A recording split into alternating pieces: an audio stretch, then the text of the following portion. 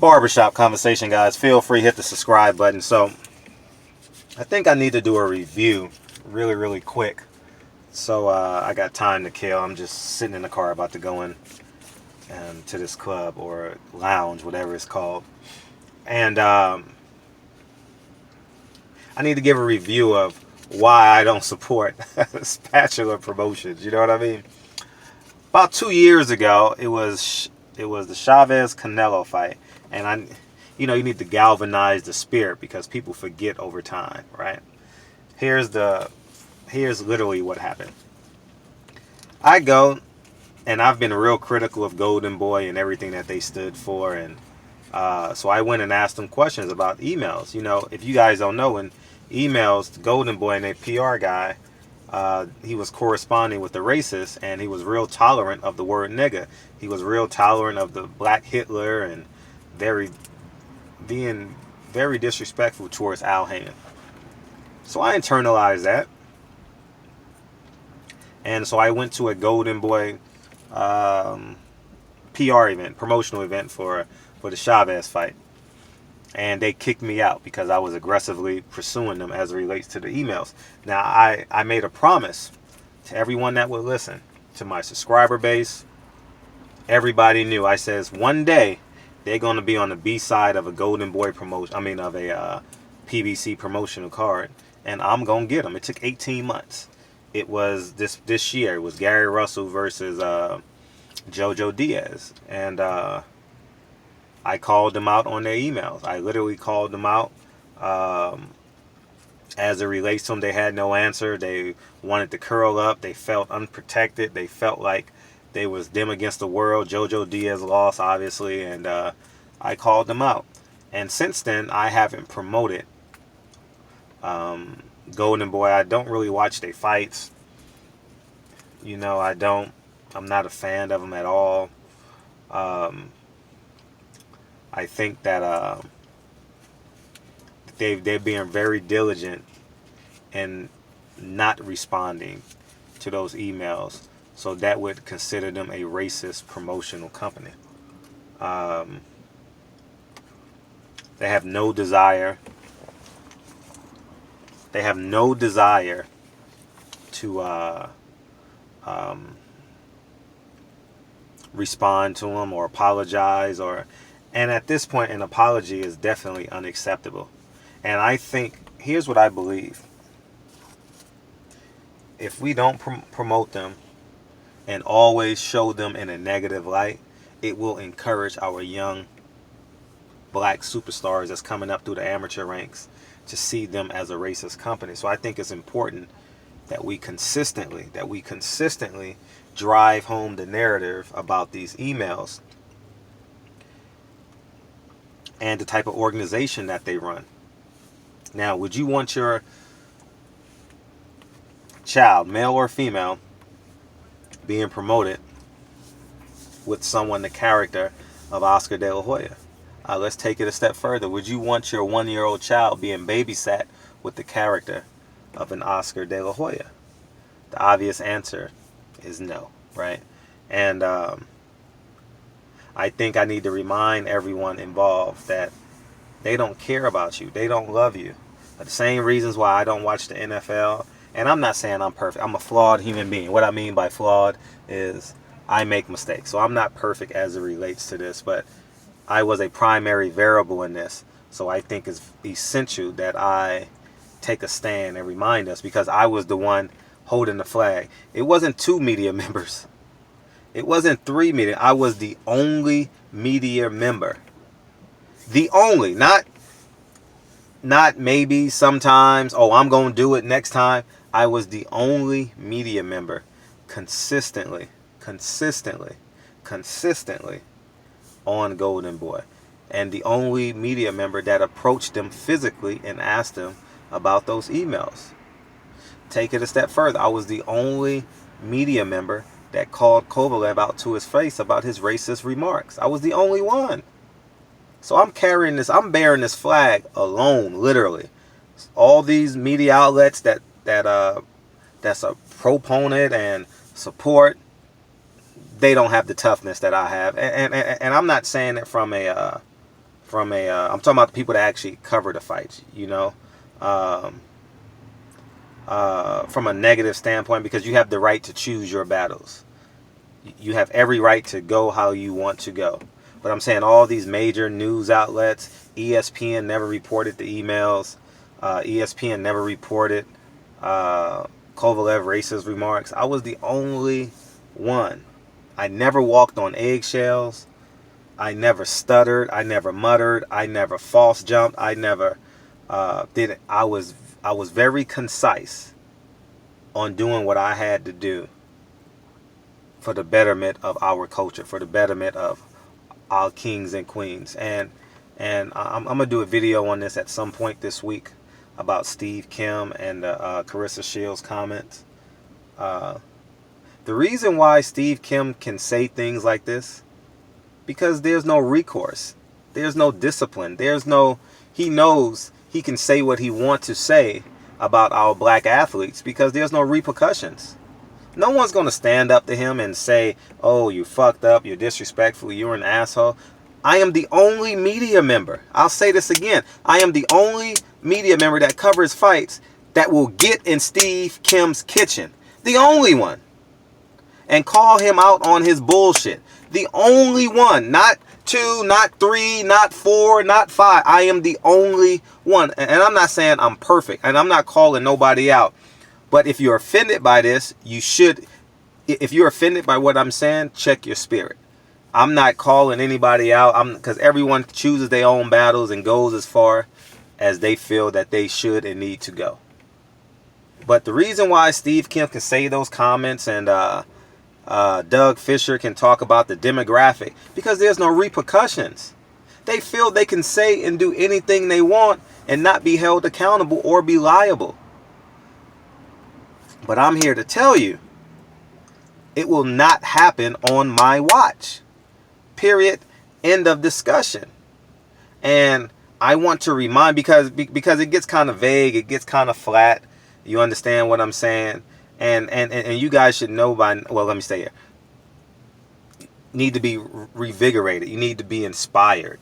You understand what I'm saying? I'm gonna make a call to action on Steve Kim maybe Monday. You know, as it relates to Carissa Shields and all that, I'm gonna want us to tag him and just go off on him. You understand what I'm saying? But Steve Kim knows how I feel about him. Don't like him. Don't respect him. I think he's a racist. I think he's a bigot.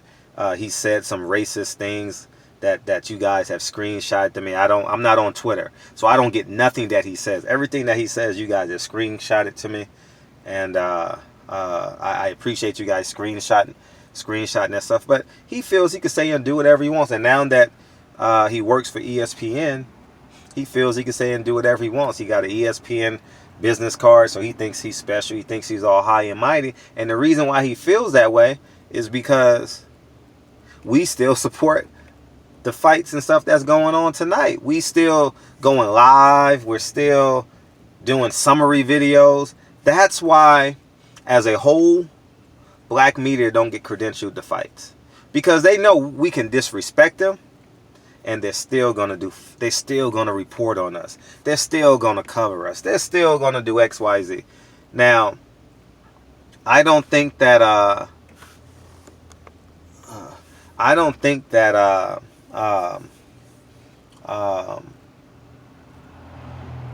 there's a separation between racism and boxing. I don't think there's a separation, because the more racist this is, the more money they'll make. You know, look at Oscar Floyd. Look at Vargas Oscar. If you don't want to go black Mexican, look at the fake Mexican versus the real Mexican. Go a step further, Oscar and Chavez Sr., fake Mexican versus real Mexican. You understand what I'm saying? So at the end of the day, all these big fights has a racial undertone. You know, and I don't separate the two, because I live in America. I live in a real America. I don't understand how a black man cannot say racism doesn't exist. I don't know the world you live in, and I don't choose to even have this conversation with you. I just want you to fall on your face and realize it on your own. You understand what I'm saying? So at the end of the day, man, I just want to remind y'all and encourage y'all that do what you want. Do what you want, say what you want, but at the end of the day, in order to be a great man in this country, you must first be a great black man. I say it all the time. All right, I can't say I won't never support them because they could have some turnover. You know, Oscar could step down and a black man could buy the company, or another great Mexican man would buy the company. You know, you understand? So that could possibly happen. And when I get in about 10 to 15 years, I'm going to tell you some stories about Oscar De La Hoya. I'm going to tell you some stories about Oscar De La Hoya that you guys are just going to be disgusted with. I got so many stories on Oscar, man. And you guys know my connection, so you know I know at least 20 or 30 stories on Oscar De La Hoya that is just despicable. You understand what I'm saying? And you guys are going to be like, no fucking way. Yes. As bad as you're thinking is as bad as the stories are. I'll just leave it at that. And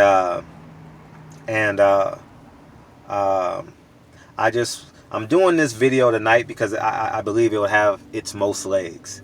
You understand? You know, I just want to do this video tonight just to revigorate us and inspire us. But I was slightly disappointed. I didn't watch nothing. Subscribers sent me links. I know where I can watch the fight at. I'm not touching that fight. I'm not doing nothing with it. Nothing with it. You understand? If they believe that all they need is Mexicans to promote themselves, let them believe that all they believe Mexicans that promote each other. You understand? The moment he steps up and fights Charlo, he's getting knocked out. I just believe that. I just humbly believe that. And it won't be on my promotion, so I won't go. But it won't be on the PBC side. So I want to be there of the day of reckoning. Because the revolution will be televised that night. You understand what I'm saying? So, you know, if I can't share them in a negative light, I won't report on them. I think we need to bring out all the dirt on them and be consistent on what we see and feel. Because if someone calls you a nigga and you still promote them, because I don't care what YouTube channel you have, what publication you write for, you make your most money off of PBC fighters. That's everybody. 100% of boxing media makes the lump sum of their money off of PBC fights. I don't care who you are or what you do. Whether you YouTube, whether you print, whether you podcast, whether you're whatever the case may be. And some of you guys may say, well, I'm a homer. Well, that's true as well. But I was also black before I got into boxing. And I genuinely believe that if we don't do something about this, if we don't stand firm on what we believe in,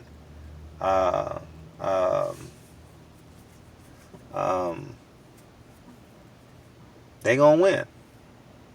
They call you a nigga and you promote them? I don't get it. They call you a nigga, you promote them, and they don't apologize. I'm confused. Answer that question for me. That's all I'm saying. So, you know, I was just scrolling down my timeline and I was sitting in my driver's seat. My teammate came over, and it was like perfect for me because it was like a great, you know what I mean? It was if you want to call it a distraction. I don't really need a distraction because I'm not watching the fight. But what I'm saying is this. It was a great distraction. My college teammate came over with his family and my family. We had a great time. The kids ran around and we sat at the dinner table and told adult stories and talked about raising kids and being a better father and being a better man. And next thing I know, it's 8:30. I had to do 35 minutes of dishes. You know what I mean? I got a dishwasher. But I don't use that motherfucker because I think it costs more money to use a dishwasher than it does to use my hand. But Lincoln is 4, so in a few years he'll be doing dishes. So I'll have my human dishwasher pretty soon. So, I think Let this be a day of awareness or a day of awakening. A day of reminder, a day of reunification.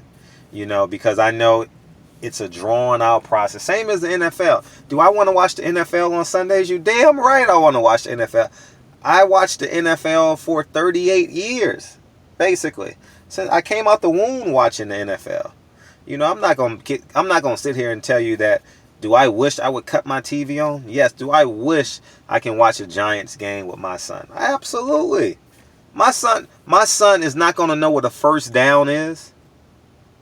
Literally, like for real, until he play like visually, we go in the backyard a little bit and play a little bit, but he's not gonna like you watch it and you learn what a first down. He's not gonna know none of that. He's not gonna know who none of these NFL quarterbacks are. He's never gonna know who Aaron Rodgers is. He's never gonna know. He's not. So or whoever. Who else is another quarterback? Matt Ryan. He'll never know who Matt Ryan is. So yeah, man. So I just wanted to send out this positive energy, tell y'all I love y'all, and give y'all a reason why I don't do it. If I don't do videos on boxing, remember, no action is an action. I just want you guys to know that. No action from me is an action. Everything I do is intentional. Okay? I know if I cover any fight I cover, I'm going to make money on it because of YouTube, and you guys trust me, and I'm grateful and thankful that you guys trust me enough to watch my videos and value my opinion on certain things. But I believe that I'm going to screenshot my DMs and to show you guys how many people asked me, am I watching the Canelo fight tonight? I never told them I didn't watch because I didn't want to go into elaboration of, I just said, okay, thank you, or whatever the case may be, because I didn't want to have long conversations in the DMs about, why I'm not watching it. I didn't want to reply to everybody like that. So I just told them thank you for reminding me, and people ask me why am I not talking about it? Well, this is the reason why. Now we know why.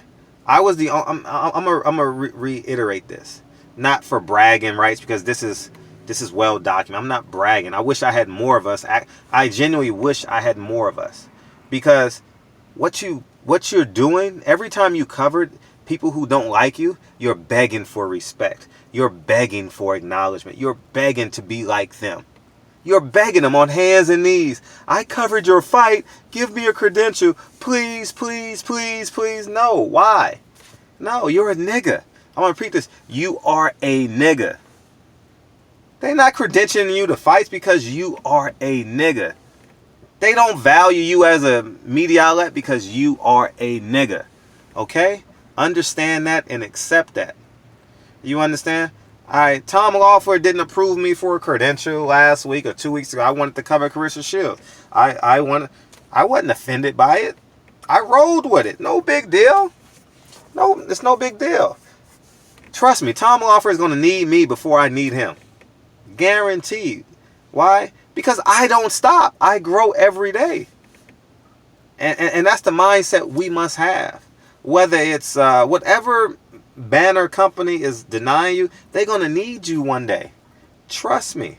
I know it. I've been in this game 10 years. Look at Don King now and Bob Arum and how the story changes, how the narrator changes every day. Someone else is telling a brand new great story. You understand? So be patient. Love yourself. Love what you do. Don't sell yourself short, and don't undervalue yourself. You're begging for attention. You're begging for validation when you're covering fights from people who don't respect you. People who don't respect you, you're covering fights from, kissing their ass, trying to be their friend. Fuck them. Fuck them. Fuck them. Fuck them. You gotta, man. Anyways, Barbershop Conversations, man. Feel free to hit the subscribe button. It's 11:09. I gotta go inside. Barbershop Conversations. Feel free to hit the subscribe button. I thank you guys for fucking with me, and I'll post this video. I'm gonna post a video now, so I'll holler at you guys. Peace. Thanks, you guys.